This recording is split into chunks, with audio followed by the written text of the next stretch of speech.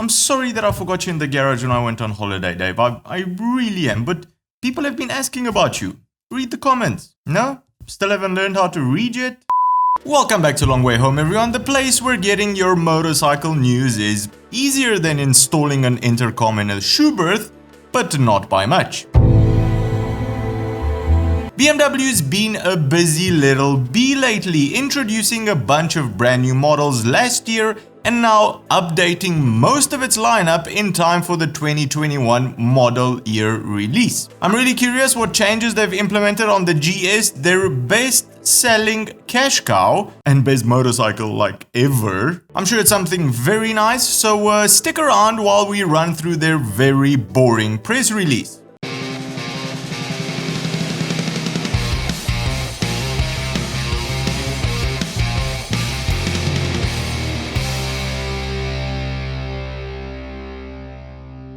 Nothing.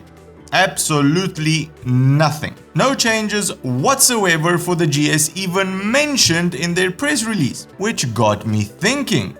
This also being the GS's 40th anniversary, there is no way BMW would just let that slide. So the fact that it's not in the press release, which covers quite a lot of models, is actually good news, since I suspect that the 2021 1250 GS will most probably get its own reveal in the very near future, or maybe together with the 1250 RT, which was the case at launch. So if that's what you came here to find out, you're free to click away now, go watch a cooking show or something, or stick around while we see what they actually have updated. Alright, first up, the fast boys, the 1000RR and XR, get new color options, and I must say I really like the blue, red and white color scheme of the XR here. Light white, racing blue and racing red are now the color options you can order your XR in, while on the accessory side, a titanium sports silencer, which is worlds better looking than the standard tuna can exhaust it comes with out of the factory, endurance chain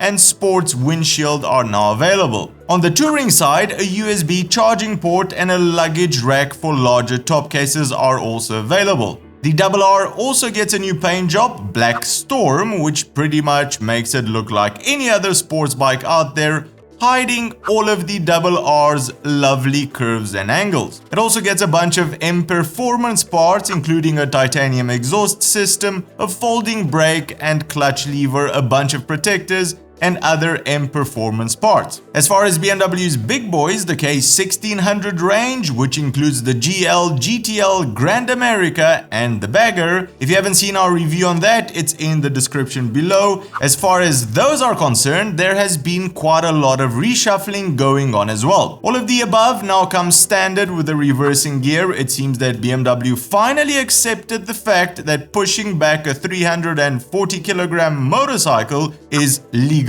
torture.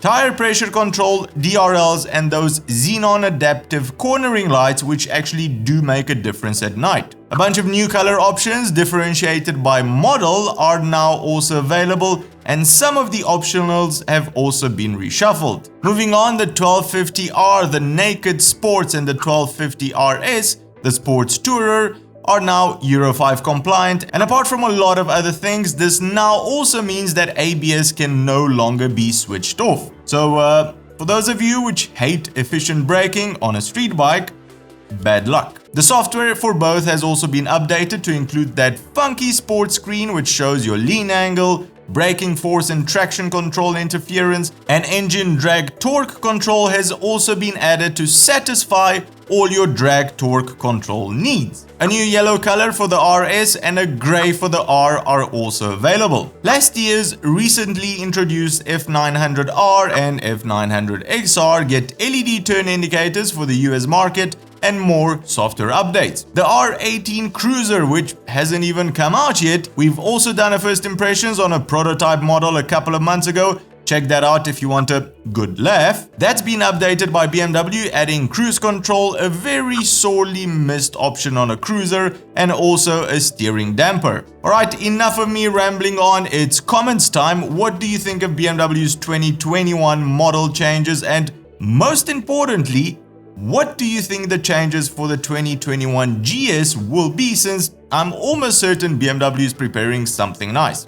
Let us know in the comments below. Well, that's the show for today, everyone. If you've enjoyed it, give it a big thumbs up, and if you think you've learned something new, consider subscribing or becoming a patron to help us make more of these shows.